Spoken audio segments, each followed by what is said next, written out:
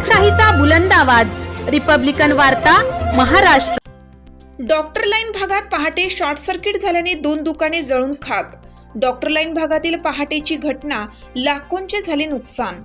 गंगाखेड शहरातील doctor line भागातील furniture व ड्रायक्लिनर्स ही लगत असलेली 2 दुकाने शॉर्ट सर्किटने लागलेल्या आगीत जळून खाक झाली। या दोन्ही दुकानांचे मिळून अंदाजे 15 लाखांचं नुकसान झालं। ही घटना दिनांक 17 जानेवारी रोजी पहाटे 4 वाजता घडली। नगर परिषदेच्या अग्निशामक दलाने सदरील आग आटोक्यात आणली। डॉक्टर लाईन मधील अरविंद साळवे यांचे बालाजी फर्निचर दुकान आणि त्यांच्या शेजारी असलेले बंडू वाघमारे यांचे मयूर ड्रायक्लिनर्स, साडी रोल व लॉन्ड्री ही 2 दुकाने शॉर्ट सर्किट झाल्याने आग लागली। या आगीत अरविंद साळवे यांच्या दुकानातील फर्निचर, रंधा मशीन, प्लाऊडचे दरवाजे, चौकटी आदींसह अन्य दुकानातील माल जळून खाक झाला। यात त्यांचे अंदाजे 5 लाख रुपयांहून अधिक नुकसान झालं।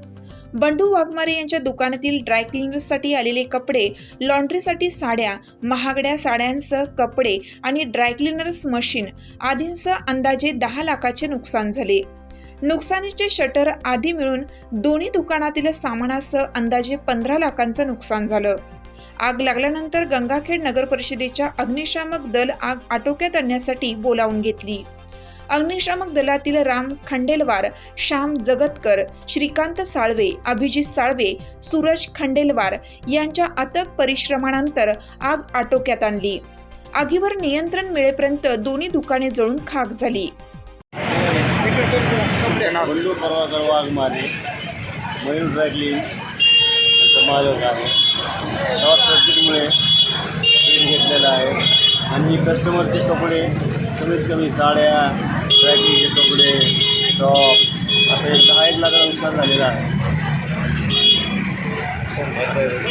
आणि काहीच उरलेलं नाही। मशिनरीसुद्धा जोडून गेलेले आहेत। मशिनरी तिथले जास्त होते, कपड्याचं नुकसान झालं 10-1 लाख रुपये आणि मशिनरी 10-1 लाख मशिनरी होते नाही, काही झालेलं नाही। आज सकाळी 4च्या दरम्यान शॉर्ट सर्किटमुळे माझ्या दुकानाला आग लागली। तसेच बाजूचे पण दुकान जळून खाक झाले। तरी माझे नुकसान अंदाजे 4-5 लाख रुपये झालेले। रंधा मशीन, होल्डिंग मशीन, काही रॉ मटेरियल, प्लाऊडचे दरवाजे, सनमाईकचे दरवाजे आणि बऱ्याचशा मशीनी जळून खाक झाले आहेत। तरी माझी नुकसान भरपाई देण्यात यावी। रिपब्लिकन वार्ता महाराष्ट्र न्यूजसाठी गंगाखेड परभणी प्रतिनिधी राजकुमार मुंडे।